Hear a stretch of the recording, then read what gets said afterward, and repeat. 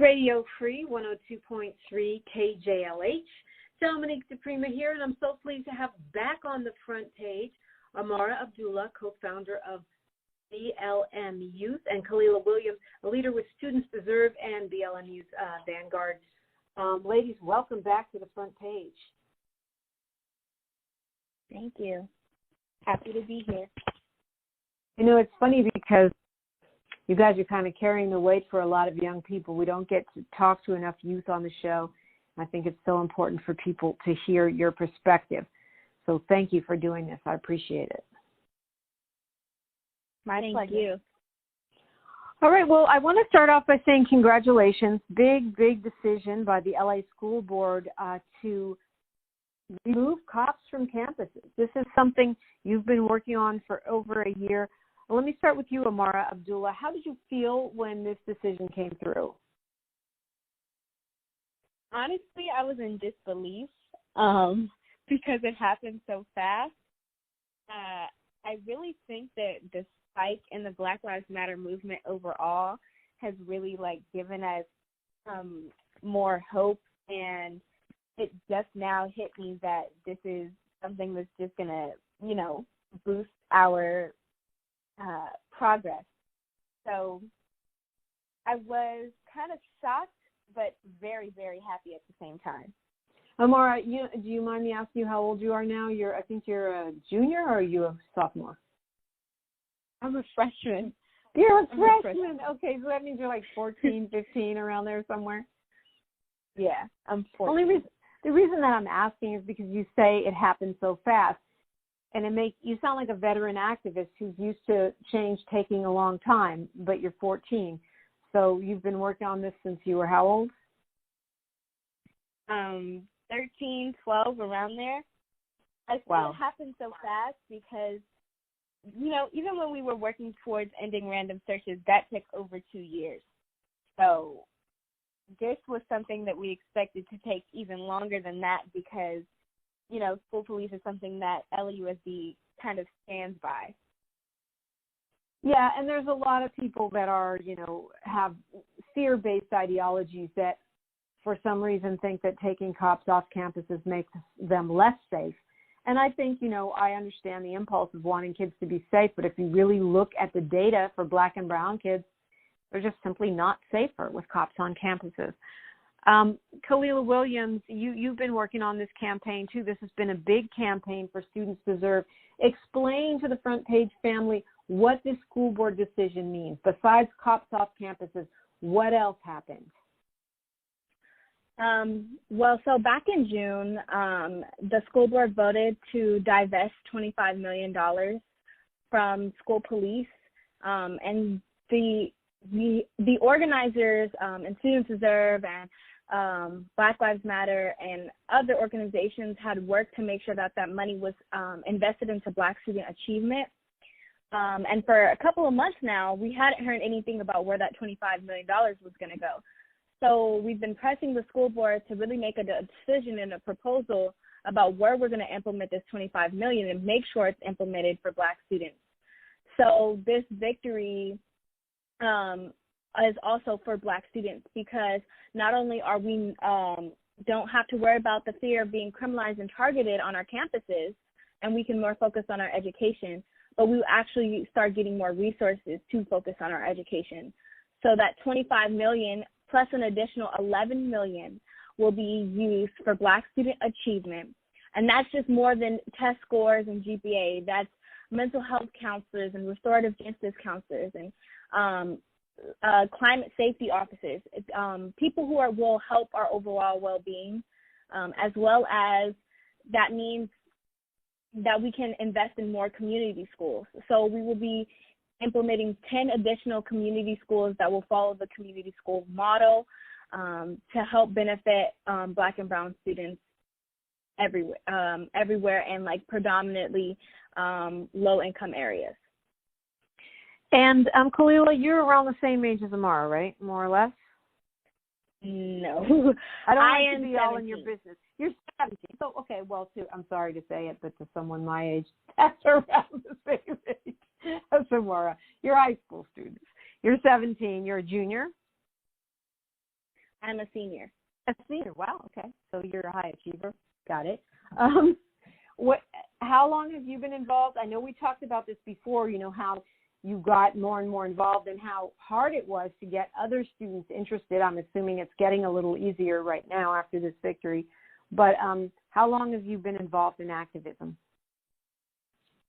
I mean, it really depends. I mean, I've been doing more or less stuff within my school, making sure that Black students are supported within my school. Back in my sophomore year, I founded the Black Student Union at my school. But as far as getting involved with BLMLA and as well as Students Deserve, I've only been doing this for almost a year now. I joined last year. Founding the Black Student Union definitely counts as activism. I mean, look, most people pat themselves on the back for licking a few stamps, and you guys are out here making real change. Founding organizations, getting helping push through policy initiatives that are not just going to impact LA schools, but this is now a national trend. I mean, on college campuses and various cities throughout the country for their high school and elementary schools, starting to think about removing cops from campuses. And what is it? Care not cops? That's the slogan, right? Yes. How do you define that? What does that mean to you? It means investing in resources that support our community. Like I said, restorative justice counselors, mental health counselors, full-time nurses, academic counselors, people who will support us not just for our grades, but also who will support us mentally, physically, emotionally. And when we say care not cops, that means not investing in cops that criminalize us and where we're constantly being feared and targeted, but care like these resources that are actually going to help us in our education and not funnel us into the school to prison pipeline. Yeah, I mean, that's really well said. And I would imagine during a pandemic, as a mom, I can say for sure during a pandemic, that's more important than ever.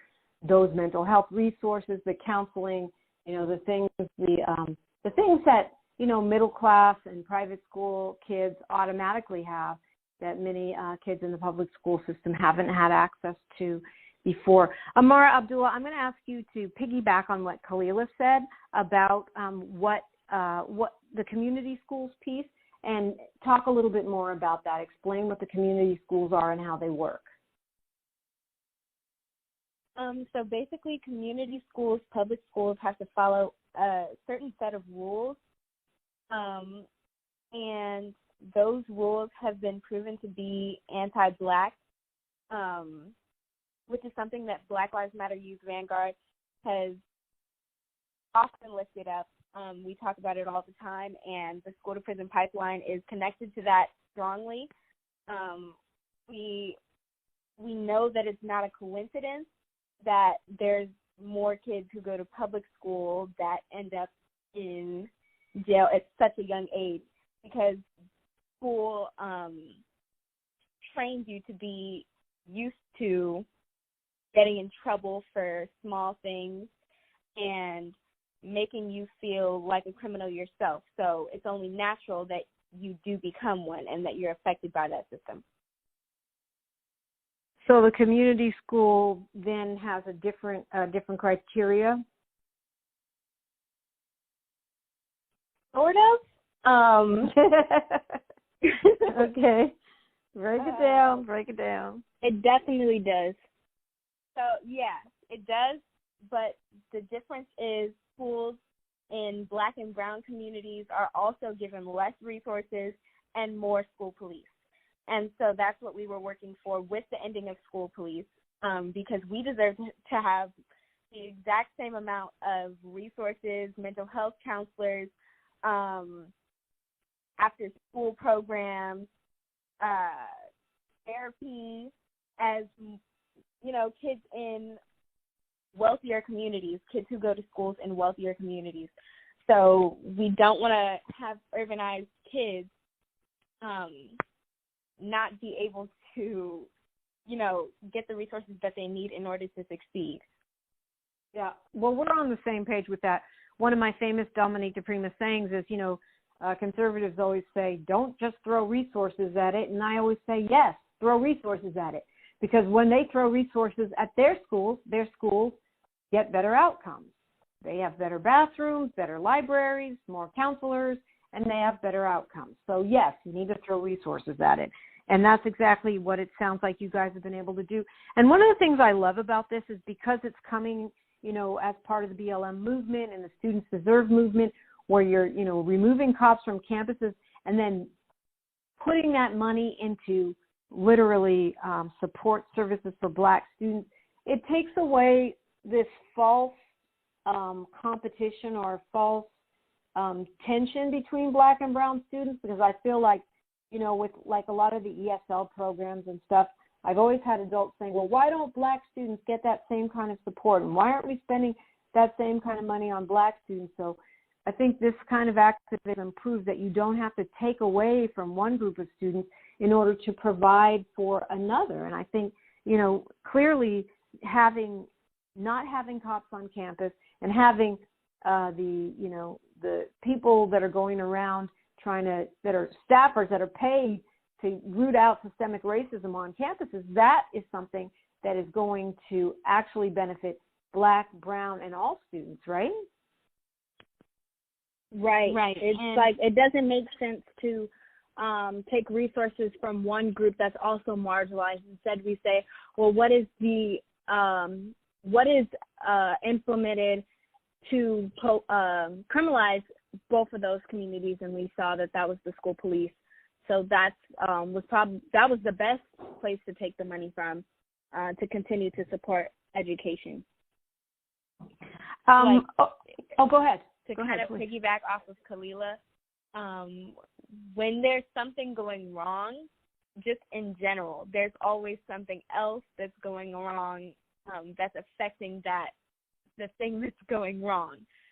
So, like, the reason why we decided to take the money away from school police is because we said, okay, they have tons and tons and tons of money that could also be helping us, and they're also making it worse for us. So it only makes sense to take it away from school police. Why would we take money away from other people who need help? Well, I hope all of those people that are school police, that actually that's their job and they have families, I hope that they're getting retrained and that they'll get jobs doing something else. I always am concerned when workers lose jobs because workers have families and, cops are workers. But I must say I'm very, very thrilled that we won't have cops on campuses in the LA Unified School District. Both of you guys shared, Amara and Kalila shared stories with me about, times when you were harassed, intimidated, or made to feel less than by law enforcement on campuses. So I'm going to start with you, Kalila, and talk to me about, on a personal note, how you felt, knowing that when you're able to go back to in-person school, that presence will be gone. So of course, me and my friends were actually just talking about that, and we were saying how the students after us won't have to deal with, if they already have, luckily won't have to deal with it anymore, or if they haven't, won't have to deal with experiences with school police, because it is very traumatic and very triggering. And the first thing that I thought about was my experience with the school police officer, and I'm like, I was happy and proud to say kids at my school would no longer have to experience that,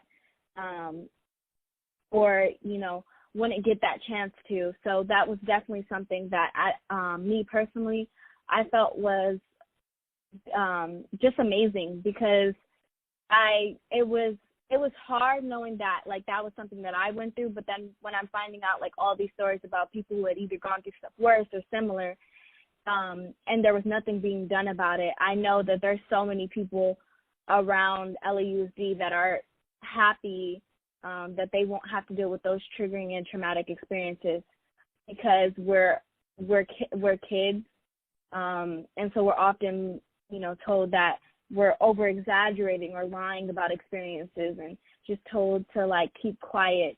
And in this case, we won't have to because we won't be having those experiences.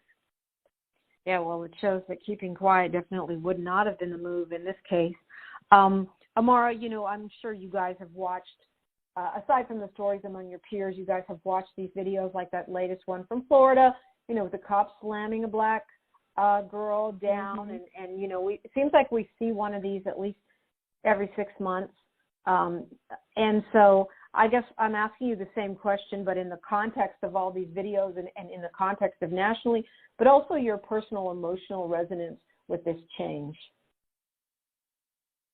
Yeah, so I'm somebody who's been criminalized at a very young age. And like I said, like you said, I've already shared my stories with you. But one thing that I do want to lift up is disagreement does not mean criminalization. So Black girls are thought to be more aggressive, especially in spaces where there's more white people and more people who get threatened very easily. Mm-hmm. And I'm somebody who's experienced that firsthand. And I just want to say, school police does not help. I've seen the videos of Black girls, of that Black girl getting slammed down by school police officers or police officers. I'm not sure which one it was. And honestly, I'm surprised I didn't cry, but that's just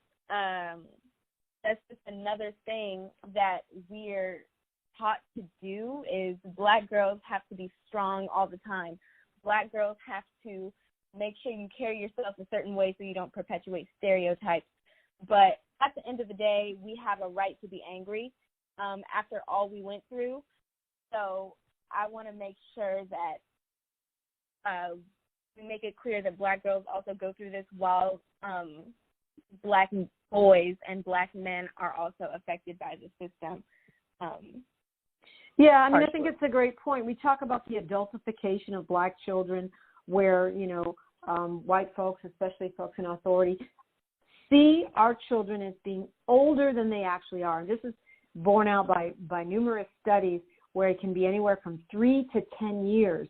You know, a Michael Brown situation was just a stark example of this, where the officer described him as this big, you know, like superhuman, scary monster, and it's a teenager. And, you know, the same thing with Black girls time and time again, we see this. So, you know, that is one of the things we have to change when you talk about unconscious bias. That is one of the things we have to change. And I feel like, you know, taking cops off campus is one of the ways we can protect you. You know, hashtag protect Black women, protect Black girls is a real thing. And I'm, you know, for those who didn't hear Amara's story before, I mean, you've been through, you know, being pulled out of classrooms, being followed by school police, and, you know, embarrassed and harassed at school. And so I'm going to assume that you feel safer now. Yes, definitely.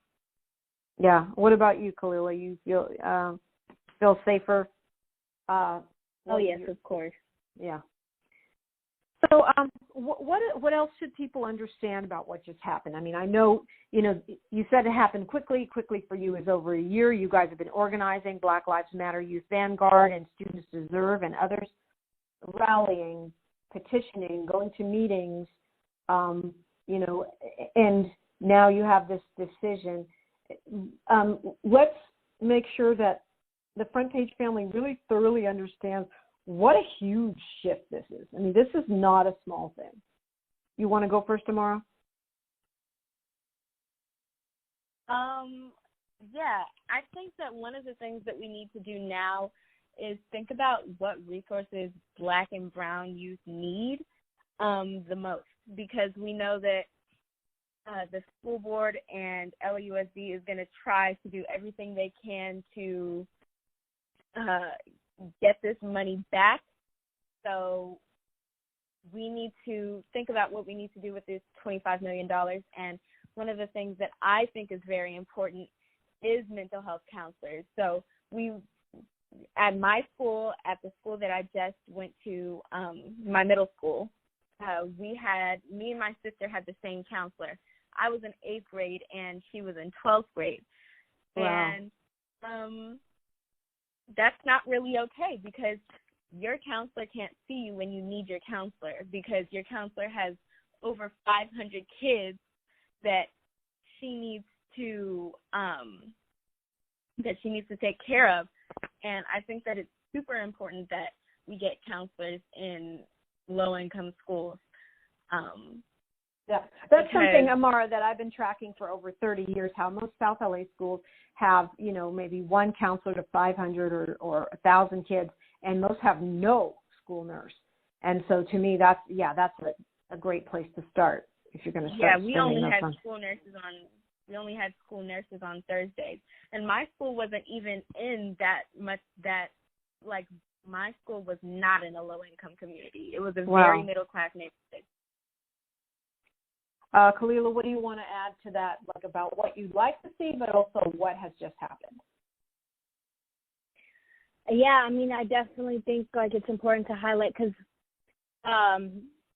it was the black organizers, the parents, the teachers, the students that made the school board come to this decision, because it wasn't something that they were going to come across to their own. Mm-hmm. And so we had worked tirelessly, because initially in December, the superintendent made a proposal, and it was very rushed. It was literally made over a weekend about where that $25 million should go. And black students weren't prioritized.